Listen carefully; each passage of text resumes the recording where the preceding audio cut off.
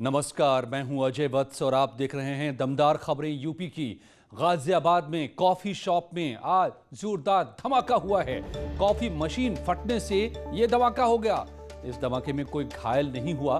गाजियाबाद के नई बस्ती इलाके में ये ब्लास्ट कॉफी मशीन में, और देखिए कितनी बड़ी तबाही यहां पर हुई। सब कुछ पल भर के लिए जैसे लगा कि बड़ा बम धमाका हुआ हो। कॉफी मशीन में धमाके से यहां अफरा तफरी पैदा हो गई। गाजियाबाद के नई बस्ती इलाके में यह हादसा हुआ। कॉफी मशीन में ब्लास्ट हो गया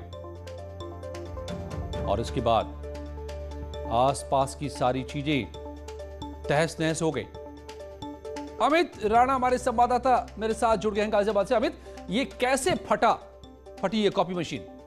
जी, आपको बताना चाहूंगा, कॉफी मशीन है ये, जो कि वहां पर एक इसने ठिया लगाया हुआ था कॉफी और चाय बनाने का एक व्यक्ति ने।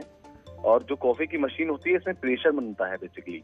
वो जो प्रेशर था वो ज्यादा जरूरत से ज्यादा बना, क्योंकि उसकी थोड़ी मशीन में तकनीकी खराबी बताई जाती है, जिसके चलते यहाँ पर वो धमाका हुआ और एकाएक वो पूरी मशीन धमाके के साथ फट गई। गनीमत इस बात की रही कि एक हल्का सा व्यक्ति जो उसमें चोटिल हुआ है, किसी की जान माल की कोई हानि नहीं हुई है। लेकिन इस तरह का धमाका है, ये खुद अपने आप को बयान कर रहा है। आप वीडियो में देख सकते हैं कि धमाका कितना भयानक था, कि जो सीसीटीवी फुटेज में दिखाया जा रहा है, दिख रहा है, उसमें साफ तौर पर दिख सकता है कि जैसे ही धमाका होता है सब कुछ धुंध छा जाती है वहां पर। लेकिन गनीमत सिर्फ इस बात की रही कि कोई इसमें जान माल की हानि नहीं हुई। तो ये सबक देने वाली खबर है। कॉफी मशीन की सर्विसिंग वक्त पर कराइए, वरना ये कितना खतरनाक हो सकता है, बम की तरह ये सामने तस्वीरों में दिखाई दे रहा है। और अंबेडकर नगर में हाई टेंशन तार की चपेट में आने से डंपर में आग लग गई। डंपर सवार ड्राइवर ने कूदकर जान बचाई। गांव के लोगों ने बिजली विभाग को फोन कर बिजली सप्लाई को बंद कराया। कड़ी मशक्कत के बाद गांव के ही लोगों ने इस डंपर में लगी आग पर काबू पाया। जलालपुर कोतवाली इलाके के फतेहपुर मोहिबपुर गांव का मामला। डंपर में आग कैसे लग गई देखिए। बिजली के तार से छू जाने के बाद इसमें आग लग गई। अंबेडकर नगर की तस्वीर देख रहे हैं आप। हाई टेंशन तार की चपेट में यह डंपर आ गया और फिर इसमें आग लग गई। हालांकि कोई हताहत नहीं हुआ, लेकिन डंपर जल गया। गांव के लोगों ने बिजली विभाग को फोन किया, बिजली की सप्लाई को रुकवाया और उसके बाद इस आग को भी बुझाने का काम गांव के लोगों ने किया।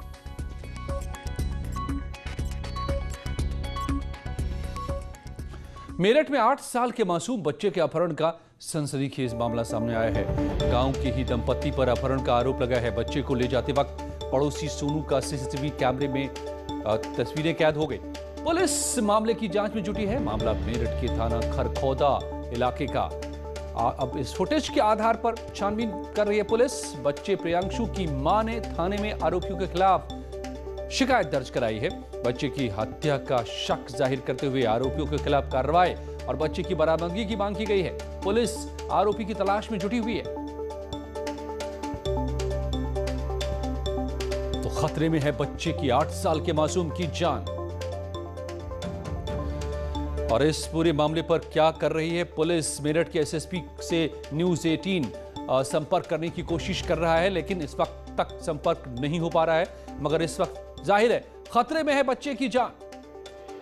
8 साल का मासूम, और देखिए कैसे अपहरणकर्ता इसे अपने साथ ले गया।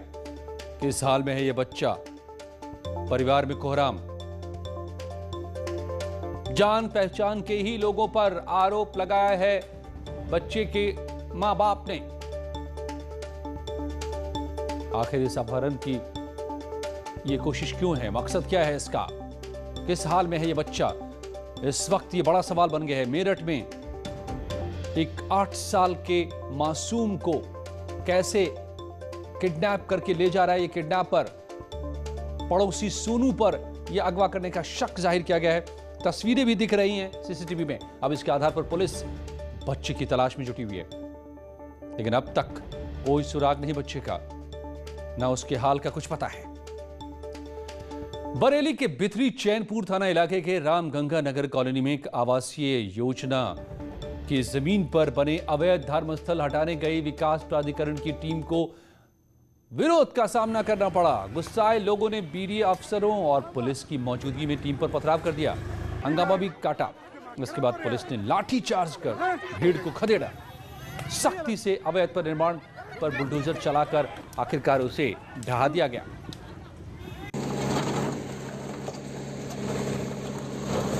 तो बरेली में ये इंक्रोचमेंट, अतिक्रमण और उसे ढहाने गई टीम पर पहले तो पत्थरबाजी हुई, फिर हुआ पुलिस का एक्शन, तो फिर लोग वहां से भाग खड़े हुए और इसके बाद बुलडोजर चला इस अवैध निर्माण पर।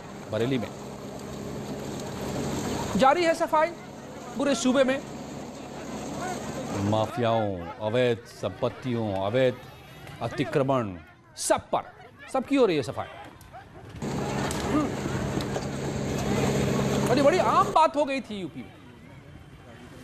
आवासीय योजना है और उसमें हम लोगों को एक रोड बनानी थी, तो उसी पर एक अवैध अतिक्रमण किया गया था, उसको हटा दिया गया है।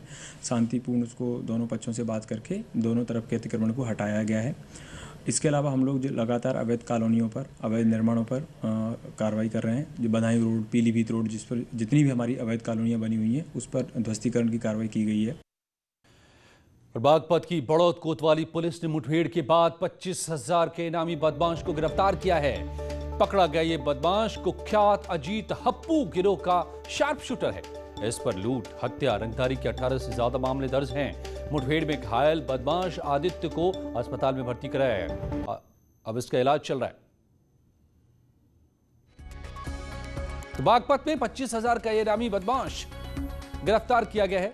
बदमाश हप्पू गिरोह का शार्प शूटर था। 18 मामले इसके खिलाफ दर्ज है। 25,000 का इनाम था इस पर। इलाज, एक मुठभेड़ के बाद गोली लगी और फिर पुलिस के हत्थे चढ़ा।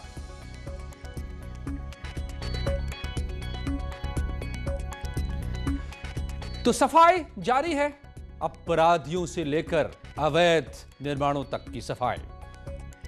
यूपी में कई लोगों ने समझ लिया था अपना हक कि जो अपराध हो मर्जी अंजाम दो, जहां अवैध निर्माण करना चाहो कर डालो, मगर अब उस सब की सफाई।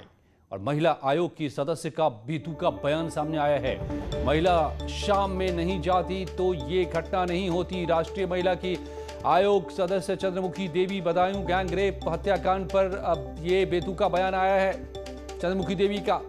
शाम में नहीं जाती महिला तो घटना नहीं होती। तो क्या शाम होती महिलाएं छिप जाए घरों के भीतर?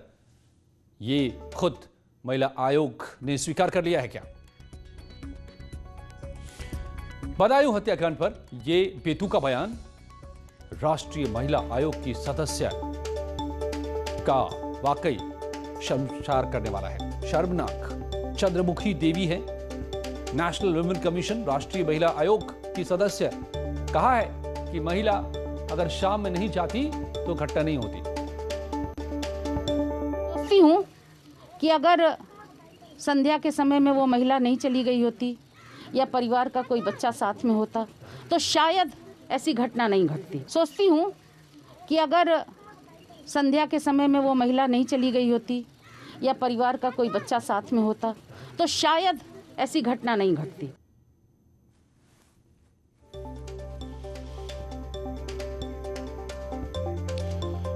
और यूपी महिला आयोग के अध्यक्ष विमला बाथम जी मेरे साथ जुड़ गई हैं। विमला जी, स्वागत है आपका न्यूज़ 18 पर। ये राष्ट्रीय महिला आयोग की सदस्य का ये बयान, आप क्या कहेंगे? शाम को निकली महिला इसलिए घटना हुई, नहीं निकली होती न घटना होती। तो देखिए, घटना कोई टाइम देख के नहीं होती है। अब शाम को तो निकलना, कोई 5 बजे का टाइम लिखा हुआ है, तो ये तो बड़ा आम टाइम है, जाने आने के मस्जिद लोग जाते रहते हैं। तो लेकिन वो होना था तो हुआ घटना। अब ये किन परिस्थितियों में घटना हुई, इसका खुलासा जब तक ना हो तब तक क्या कह सकते हैं। ये घटना कैसे हुई, किन परिस्थितियों में हुई, वहाँ कौन कौन लोग थे, ये सब बातें बहुत गहन विषय है। उसका सर्च का विषय है। ये जब खुलेगा भेज, जब सब खुलेगी पढ़ते हैं तभी पता चलेगा। विमला बापतन जी, आपको लगता है कि महिलाएं लेकिन ये बहुत निंदनीय घटना है जी और जिस तरह दरिंदगी की गई है वो दिल को हिलाने वाली है और बहुत ही अमानवीय तरीके से उसके साथ व्यवहार किया गया है, जो कहीं किसी हालत में क्षम्य नहीं है। जिन अपराधियों ने ऐसा किया है उनको कठोर से कठोर दंड मिले, तभी इसकी ऐसी पुनरावृत्ति शायद ना हो सके। जी विमला जी, और जैसा चंद्रमुखी जी कह रही हैं, राष्ट्रीय महिला आयोग की सदस्य, और जैसा आप भी कहती प्रतीत हो रही हैं, क्या महिलाओं को 5 नहीं तो 6 के बाद 7 के बाद घर में आ जाना चाहिए, रह जाना चाहिए, घर से बाहर नहीं निकलना चाहिए? नहीं, ऐसा हम नहीं कह रहे हैं, क्योंकि देखिए लड़कियां आजकल जॉब कर रही हैं, वो तो आती जाती रहती हैं, रात में भी आती हैं, शाम को भी आती हैं। ऐसा अगर अंधेर होने लगे तब तो फिर लड़कियां बिल्कुल घर से बाहर निकले ना, महिलाएं बाहर निकले ना। यही सवाल मैं समझना चाह रहा हूँ विमला जी, कि चंद्रमुखी जी यही कह रही हैं। ये सवाल नहीं है। लड़कियां जब उनका मान जॉब से आ रही हैं या अपने बिजनेस से आ रही हैं तो रात हो ही जाती है। कहीं बहुत सी लड़कियां आती जाती हैं लेट, अब आकर सर्दियों में देखिए 6 बज जाते हैं, अंधेरा हो जाता है, तो ऐसा तो फिर कुछ भी नहीं कोई कहीं जाए आए। ये दरिंदगी हुई है, ये किसी भी हालत में इसको बचाया नहीं जा सकता। ये तो महिला की गलती में नहीं। ये जो चंद्रमुखी देवी जी की कहने को कैसे समझा जाए? क्या वो कहना चाह रही हैं कि महिला अकेली शाम में नहीं जाती तो घटना नहीं होती? जी देखिए, उन्होंने क्या कहा ये तो हम नहीं जानते, लेकिन हमारा कहना ये है कि हमारी आज महिला आयोग की, हमारी उत्तर प्रदेश की एक सदस्य वहाँ गई थी, मिथिलेश अग्रवाल जी। हमने उनको भेजा था आज घटनास्थल पर देखने के लिए, तो वो वहाँ गई थी, पीड़ित परिवार से मिली हैं, मीडिया से भी मिली थी, उन्होंने पूरा ब्यौरा हमें दिया है। बिल्कुल विमला जी, वो हमने तस्वीरें भी दिखाई हैं, और अब ये भी तस्वीर हम दिखा रहे हैं जो राष्ट्रीय महिला आयोग के सदस्य का बयान आया है, जो अपने आप में हैरान करने वाला है कि महिला शाम में नहीं जाती तो घटना नहीं होती। बेहतर ये हो कि कहा जाए कि महिला जब भी चाहे बाहर जाए, फिर भी घटना किसी सूरत में नहीं होगी। और बदायूं गैंगरेप हत्याकांड मामले पर समाजवादी पार्टी का डेलीगेशन पीड़ित परिवार के घर पहुंचा। पूर्व सांसद धर्मेंद्र यादव ने पीड़िता के घर जाकर परिजनों से मुलाकात की। पूर्व सांसद ने पूरे मामले की सरकार से सीबीआई जांच की मांग की है। पीड़ित परिवार को 25 लाख की आर्थिक मदद और परिवार के एक सदस्य को सरकारी नौकरी की मांग की। इसलिए समाजवादी पार्टी की ओर से मांग है कि इसको सीबीआई होना चाहिए और इस परिवार को, पीड़ित परिवार के, जिसमें एकमात्र वही महिला थी जो कमा रही थी, परिवार का पेट भर रही थी, कम से कम 25 लाख का आर्थिक सहयोग होना चाहिए। उनका जो बेटा है उस बेटे को सरकारी नौकरी मिलनी चाहिए। ये हमारी अपनी पार्टी की तरफ से मांग है।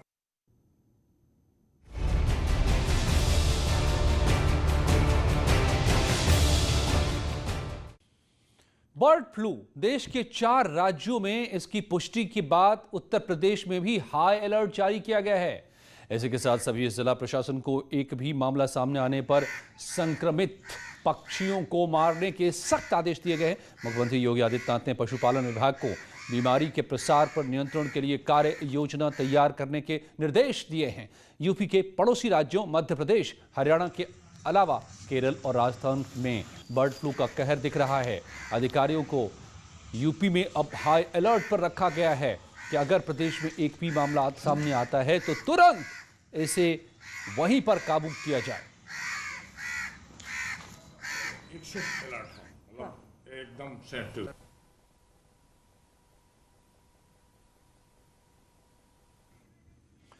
और नोएडा डीएम सुहास एलवाई ने इस बीच कहा है कि नोएडा में फिलहाल ऐसा कोई मामला बर्ड फ्लू का नहीं आया है, लेकिन प्रशासन पूरी तरह से तैयार है।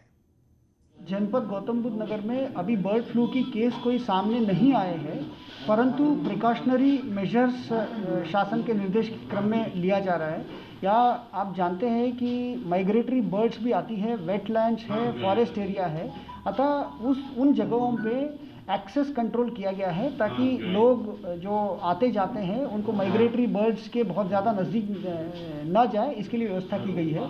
साथ ही रैपिड रिस्पांस टीम्स को इसके लिए गठन किया गया है। जो पशु चिकित्सा विभाग है, वेटरनरी डिपार्टमेंट और फॉरेस्ट विभाग के अधिकारियों के साथ ये दोनों एक कंबाइंड टीम्स रहते हुए कार्रवाई करेगी। साथ में चिकित्सा विभाग को भी अलर्ट किया गया है कि ताकि एंटीवायरल ट्रीटमेंट के लिए जो भी आवश्यक कदम उठानी होगी तो वो भी किया जाएगा। कुछ ही पलों में यूपी की और दमदार खबरें।